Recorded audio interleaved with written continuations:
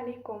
Men Jizzax davlat pedagogika universiteti pedagogika psixologiya fakulteti maxsus pedagogika logopediya yo'nalishi 2-kurs talabasiman. Men bugun inklyuziv ta'lim va gospital pedagogika fanidan tayyorlagan taqdimotim haqida yoritib bermoqchiman. Mavzumiz gospital pedagogikada korreksion pedagogik ishlarni tashkil etishning tashkiliy, huquqiy, uslubiy va amaliy yordam ko'rsatish usullari. Rejamiz. Birinchi reja. Korreksion pedagogik ishlarni tashkil etishning tashkiliy asoslari. Ikkinchi rejamiz. Korreksion pedagogik fanning maqsad va vazifasi. Uchinchi rejamiz. Korreksion pedagogika faoliyatining huquqiy asoslari. Birinchi rejamiz. Korreksion pedagogik ishlarni tashkil etishning tashkiliy asoslari. Bugungi kunda korreksion pedagogik ishlarni tashkil etish ta'lim tizimining muhim yo'nalishlaridan biri hisoblanadi.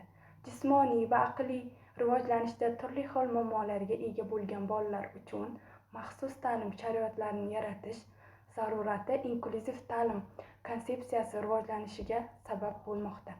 Shu bilan birga, korreksion pedagogik faoliyatni tashkil etishda tashkiliy, huquqiy va uslubiy masalalarni to'g'ri yo'lga qo'yish muhim ahamiyat kasb etadi. Korreksion pedagogik ishlarni tashkil etishning tashkiliy asoslari.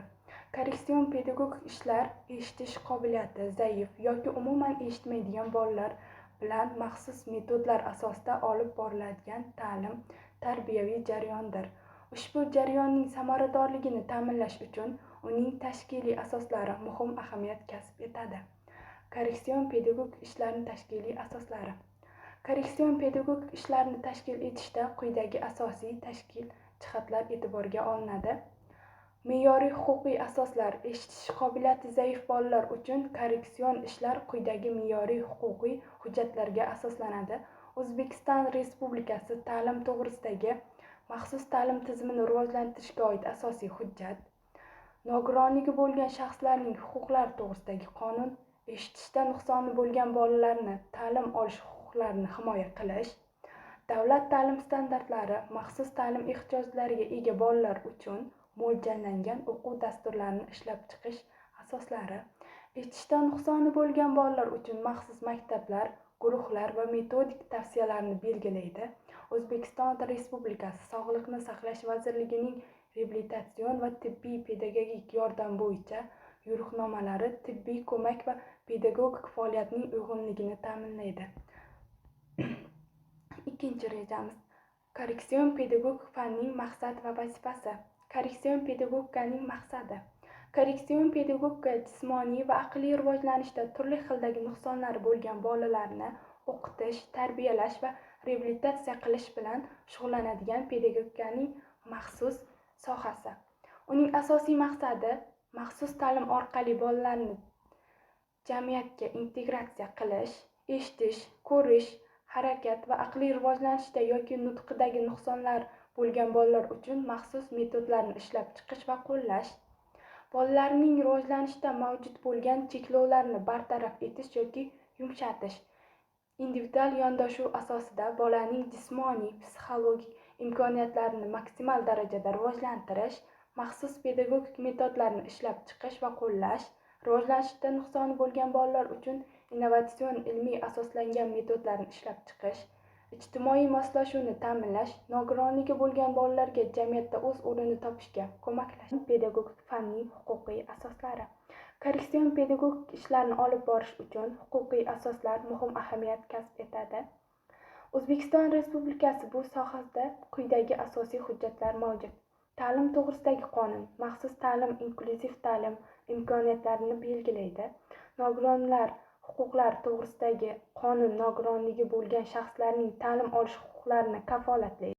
Ularga oid me'yoriy hujjatlar maxsus ehtiyojga ega bolalar uchun inklyuziv ta'lim bo'yicha talablarni belgilaydi. Uslubiy yordam ko'rsatish shakllari. Korreksion ta'lim innovatsion shakllarda tashkil etish uchun pedagoglar va ta'lim muassasalariga metodik yordam ko'rsatishning quyidagi shakllaridan foydalanish mumkin. Metodik qo'llanmalar.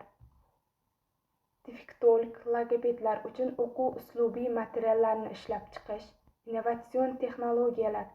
Interaktiv ta'lim platformalar va maxsus ilovalardan foydalanish, davlat va xususiy sektor hamkorligi, inklyuziv ta'lim dasturlarini ishlab chiqish va qo'llab-quvvatlash, amaliy yordam ko'rsatish usullari.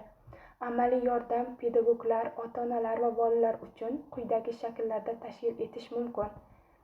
Individual korreksion dasturlar. Har bir bolaning ehtiyojlariga moslashtirilgan ta'lim dasturlarini ishlab chiqish.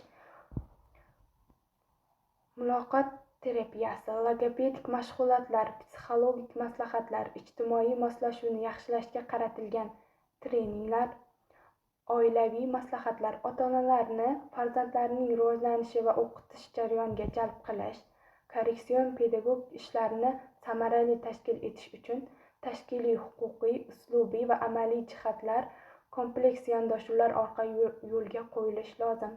Maxsus ta'lim va inklyuziv ta'lim tizimini rivojlantirish orqali har bir bolaga sifatli ta'lim olish imkoniyati yaratish mumkin. Shuningdek, pedagoglarga ko'rsatiladigan metodik va amaliy yordam ta'lim jarayonining samaradorligini oshirishga xizmat qiladi.